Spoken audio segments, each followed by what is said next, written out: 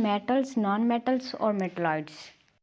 तो यहाँ पे असल में बात क्या है कि जो मेटल्स, नॉन मेटल्स और मेटलॉइड्स है ना, वो एलिमेंट्स की खसूसियात की बिना पर तकसीम है। अब ऐसा भी हो सकता है कि एक माए है, ठीक है, उसकी जो खसूसियात है ना माए की, और कुछ माए हैं, कुछ ठोस हैं और कुछ गैस हैं, उनकी खसूसियात सेम है, ठीक है। उनके खसूसियात क्या हैं, कुछ कुछ हैं उनकी खसूसियात कुछ सेम है, तो उनको मेटल्स में रख दिया। हालांकि कोई ठोस है, कोई माए है, कोई गैस है तो तीनों मुख्तलिफ, लेकिन कुछ कुछ की खसूसियात जो हैं वो एक जैसे हैं। हालांकि वो ख़ुद एक जैसे नहीं है, कोई माए है, कोई ठोस है, कोई गैस है, वो ख़ुद एक जैसे नहीं है, उनकी खसूसियात जो हैं वो एक जैसी हैं। तो फिर वो क्या है, वो मेटल्स में है। और कुछ और हैं उनकी खसूसियात एक जैसी हैं, वो नॉन मेटल्स या फिर मेटलॉइड्स हैं, ठीक है। तो पहले जो है वो उनका ये जो है वो उनके वजूद के हिसाब से है कि वो किस तरह की उनकी बनावट के हिसाब से इनकी तकसीम है, जबकि जो ये है वो उनकी खसूसियात के बिना पर तकसीम है, ठीक है। तो वो हैं मुख्तलिफ, उनका वजूद मुख्तलिफ है, उनकी बनावट मुख्तलिफ है, लेकिन उनकी कुछ खसूसियात एक जैसी हैं जिनकी बिना पर उनको तकसीम किया गया है। दुनिया में जितने भी एलिमेंट्स हैं उनमें से 80% जो है वो मेटल्स हैं। 80% क्या है, मेटल्स हैं, ठीक है। जबकि 20% जो है वो नॉन मेटल्स और मेटलॉइड्स हैं, ठीक है। ये दोनों मिलाकर 20% हैं, जबकि वो अकेले 80% हैं, ठीक है, 80% है। उसके बाद हम बढ़ते हैं नेक्स्ट। यहाँ पे अगर आप देखें इस टॉपिक में, तो यहाँ पे हमें बताया जाएगा कि केमिस्ट्री को सैम्पल से ज़ाहिर किया जाता है, जो इन एलिमेंट्स के अंग्रेज़ी, लातीनी, यूनानी या जर्मन नामों के मुखफ़फ़ होते हैं। तो यहाँ पे हम इसी के बारे में भी आगे बात करने वाले हैं। तो पिछले पेज पे जो भी अहम था, जो भी था, हमने अच्छे से पढ़ भी लिया, समझ भी लिया, क्लियर भी कर लिया। अब हम आ गए हैं पेज नंबर 7 पे। अब हम इस पे पढ़ेंगे कि क्या है। यहाँ पे सबसे पहले है केमिस्ट्री में एलिमेंट्स को सैम्पल से ज़ाहिर किया जाता है। तो मैं आपको आसान लफ्ज़ में बता देती हूँ कि सैम्पल किसे कहते हैं। सैम्पल कहते हैं निक नेम को। जैसे कि किसी लड़की का नाम है कुरतुल्लैन, तो हम उसको कह देते हैं एनी एनी, ठीक है, एनी एनी करके बुला देते हैं, ठीक है, क्योंकि बार बार इतना लंबा नाम बुलाना बहुत मुश्किल काम है। थोड़ी सी बात करनी हो फिर इतना लंबा नाम कौन ले, फिर थोड़ी सी बात करने के लिए इतना लंबा नाम कौन ले, तो हमें मुख्तसरन उसे एनी कह देते हैं ना। तो इसी तरह यहाँ पे एलिमेंट्स हैं, उनके भी लंबे चौड़े नाम हैं, तो उनको मुखफ़फ़ से ज़हर कर दिया जाता है, उनके छोटे नाम रख दिए जाते हैं, फिर उनको क्या कहते हैं, सैम्पल। तो अब आप इस लाइन को पढ़ें, आपको अच्छे से समझ आ जाएगा। केमिस्ट्री में एलिमेंट्स को सैम्पल से ज़ाहिर किया जाता है, यानी कि केमिस्ट्री में एलिमेंट्स को निक नेम से ज़ाहिर किया जाता है, ठीक है। ये मकसद है इस लाइन का। तो अब हम देखते हैं कि आगे देखेंगे कि सैम्पल से किस तरह से ज़ाहिर किया जाता है। तो मेन बात ये है कि हमारे पास अभी यहाँ पे भी हम आगे पढ़ेंगे कि एलिमेंट्स को सैम्पल से लिखने का असूल क्या है, कैसे लिखते हैं। तो एक असूल है जिसके तहत हमें पता चलेगा कि हमने वो जो मुखफ़फ़ बनाना है वो किस तरह से लिखना है, ठीक है। लिखने का भी असूल है। तो चलिए अभी मैं आपको बता देती हूँ आगे, वो भी एग्जांपल से। तो पहले आप ये देख लें, जैसे हाइड्रोजन गैस है। अब हर जगह पे कोई भी केमिकल रिएक्शन होता है तो उसमें से हाइड्रोजन कभी खारिज हो रही होती है, कभी ऐड हो रही होती है, कभी हाइड्रोजन इस्तेमाल करनी पड़ जाती है। तो हर जगह पे हाइड्रोजन लिखना इतना बड़ा लफ्ज़ मुश्किल है, तो हाइड्रोजन को मुख्तसरन एच से ज़ाहिर कर दिया जाता है, ठीक है। क्या कर दिया जाता है, एच से। अगर हम लिख देंगे एच तो हमें तो साफ सबको पता चल जाएगा कि ये हाइड्रोजन लिखा हुआ है, ठीक है।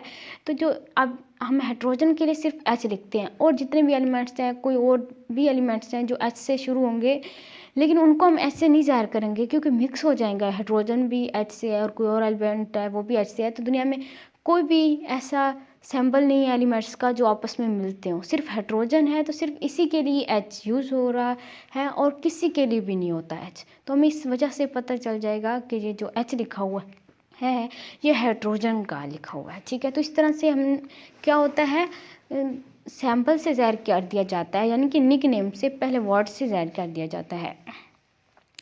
तो हमारे पास क्या होता है, सैम्पल लिखने का भी एक असूल होता है। उस असूल के तहत हमें सैम्पल लिखना है। तो सबसे पहले हमें सैम्पल का पता होना चाहिए कि है क्या, ठीक है। सैंबल किसी, ये तो हमें सैंबल की तारीफ़ तो आती है ना, तो हमें ये पता होना चाहिए कि हाइड्रोजन का सैंबल क्या है, नाइट्रोजन का सैंबल क्या है, हमें उसका सैंबल पता होना चाहिए। फिर हम सैंबल को उसके असूल के मुताबिक लिखेंगे, ठीक है। जैसे कि हमें पता है कि हाइड्रोजन का सैंबल क्या है, H है, और हमारा क्वेश्चन आया है कि हाइड्रोजन का सैंबल लिखें। तो हमने क्या किया, हमने सैंबल लिख दिया H। तो हमारा ये जो है सैंबल, ये बिल्कुल भी ठीक नहीं होगा, ये क्रॉस हो जाएगा, कह देंगे कि ये गलत है, क्योंकि जो सैंपल लिखने का असूल ये है कि H बड़ा होना चाहिए, ठीक है, छोटा नहीं होना चाहिए। तो सैंपल लिखने का असूल क्या है, सबसे पहले हमें पता होना चाहिए कि कोई भी गैस है, कोई भी एलिमेंट है, उसका सैंपल क्या है, ठीक है। जब हमें सैंपल पता होगा फिर हमें उसका असूल पता होना चाहिए, असूल क्या है। तो पहला जो सैंपल का असूल ये है कि अगर कोई भी सैंपल एक वर्ड पर मुश्तमिल हो, जैसे हाइड्रोजन का H एक वर्ड पर मुश्तमिल है, तो वो बड़ा लिखना है, ठीक है। तो पहला असूल क्या है, जब भी सैंपल जो है वो एक लफ्ज़ पर मुश्तमिल हो तो उसे बड़ा लिखा जाता है।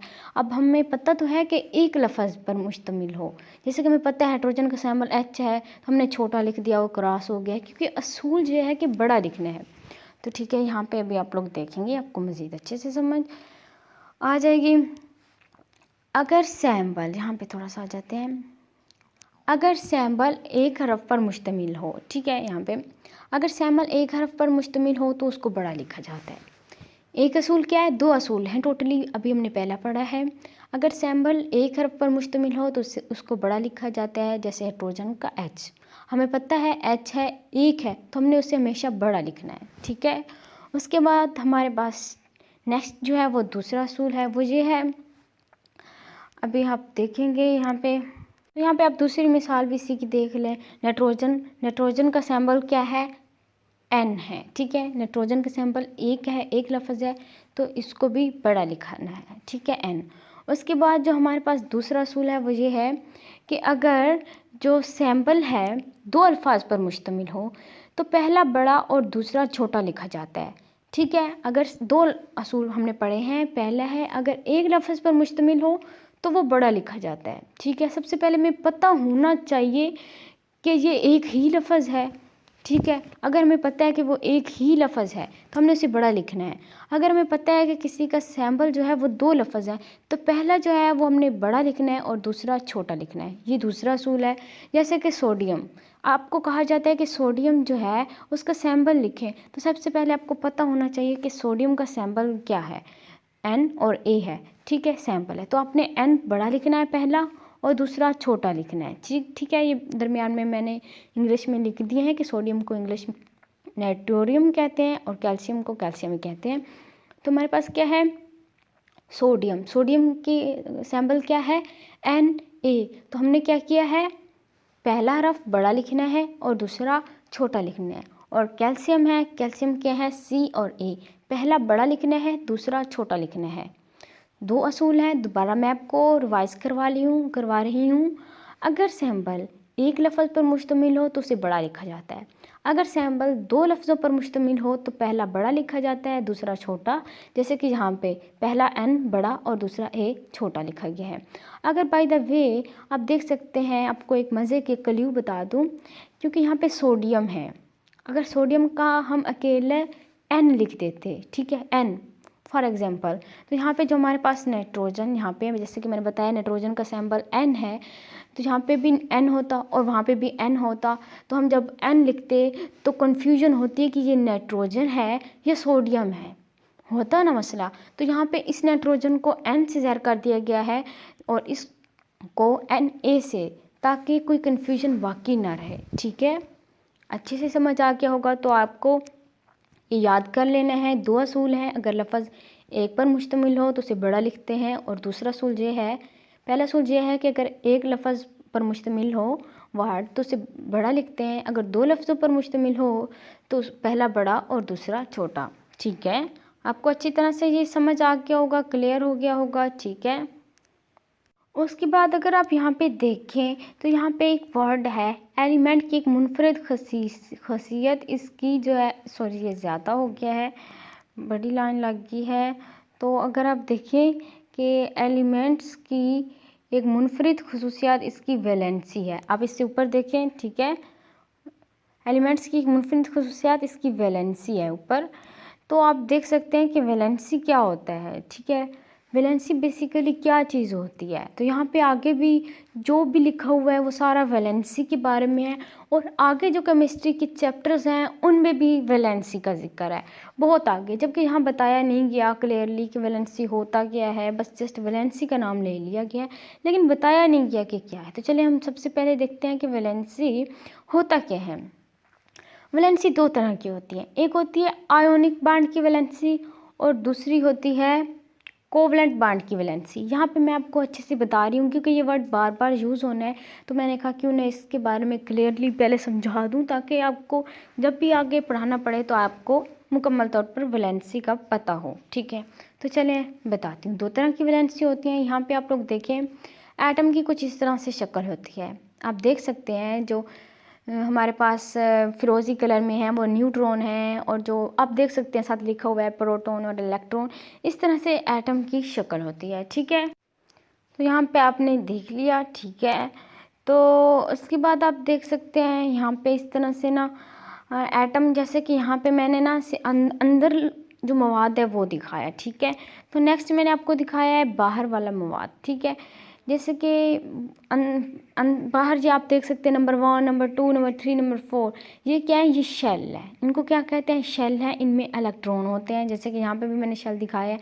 और बाहर आप देख सकते हैं यहाँ पे नीले कलर में है, बाहर -3 में लिखा हुआ है, वो इलेक्ट्रॉन है, उन शेल्स में है। तो यहाँ पे वाज़िया से शेल दिखा दिए गए हैं जो, और नीचे न्यूट्रॉन और प्रोटॉन को इकट्ठा अलहदा से दिखा दिया, ठीक है। तो इस तरह से होते हैं, यहाँ पे भी आप देख सकते हैं इस तरह से एटम होते हैं, ठीक है, बहुत सारे हैं। और उनके अंदर इस तरह से शेल्स होते हैं, और उनके अंदर जी आप फिरोज़ी कलर के इलेक्ट्रॉन देख सकते हैं, इस तरह से होते हैं।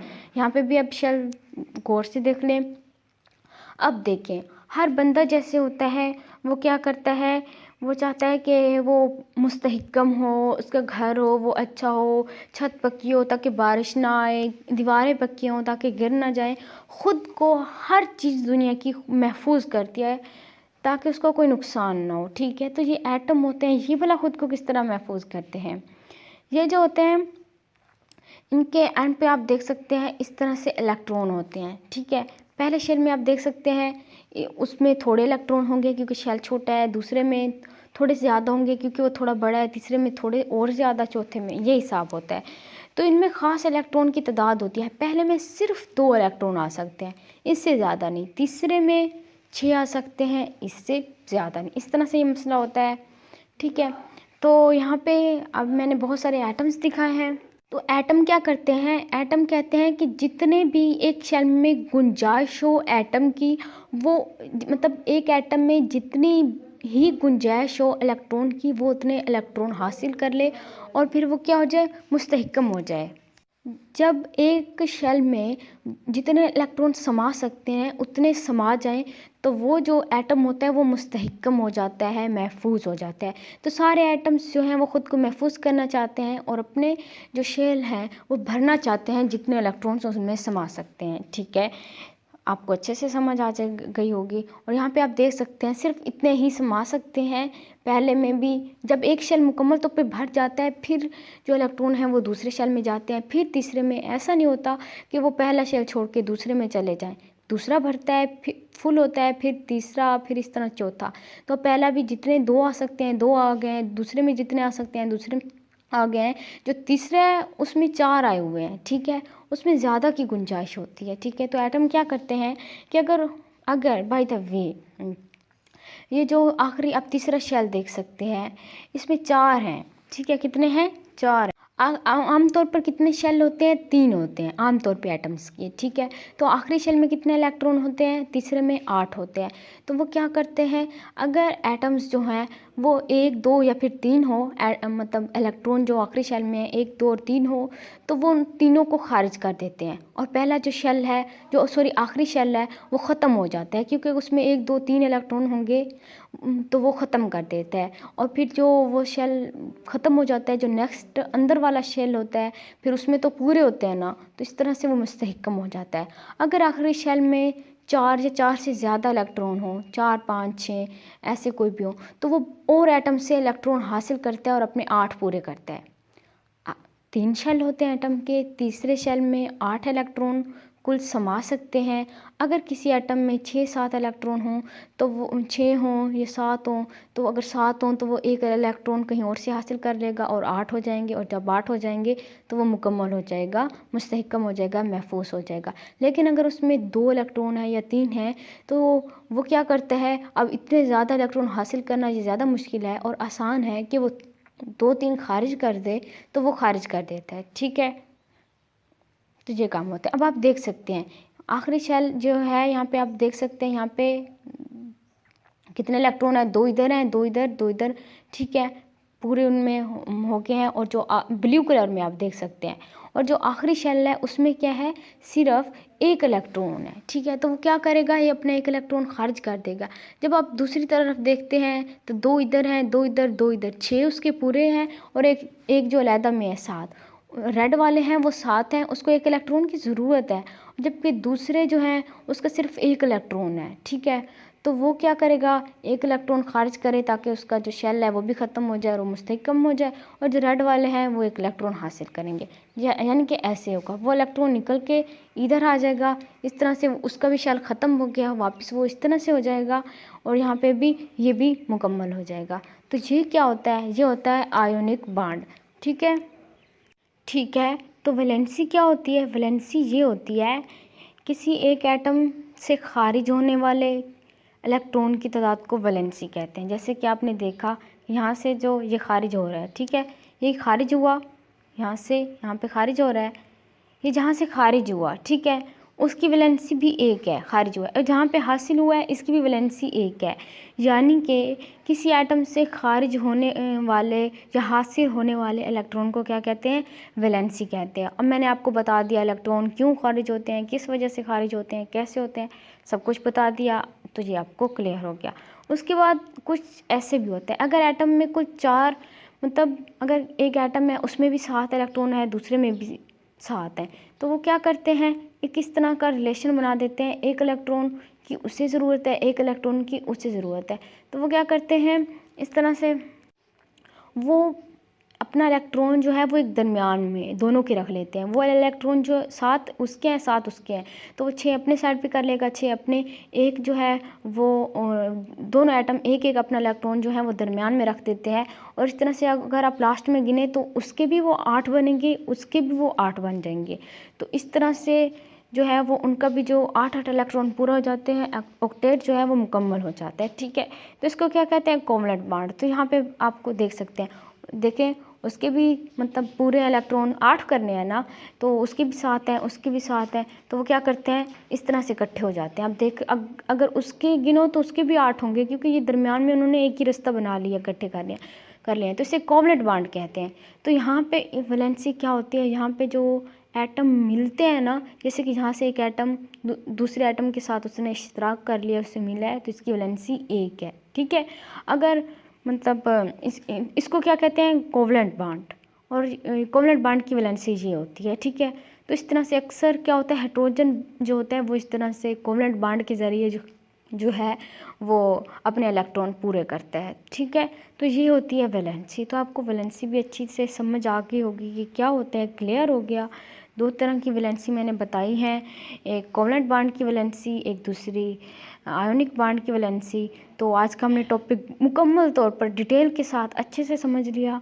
एंड तो हमारे वीडियो को शेयर करो ताकि आप भी अच्छे से पढ़ें, दूसरे भी हैं वो भी अच्छे से समझें। तो आप बच्चों से गुजारिश है कि जब भी मेरा जो लेक्चर है स्टार्ट होने से पहले वो ना एक बार सबक पढ़ ज़रूर लिया करें जो अभी मैंने पढ़ाना हो। ठीक है, तो इस तरह से ज़्यादा समझ आ जाता है। ठीक है, अल्लाह हाफिज़।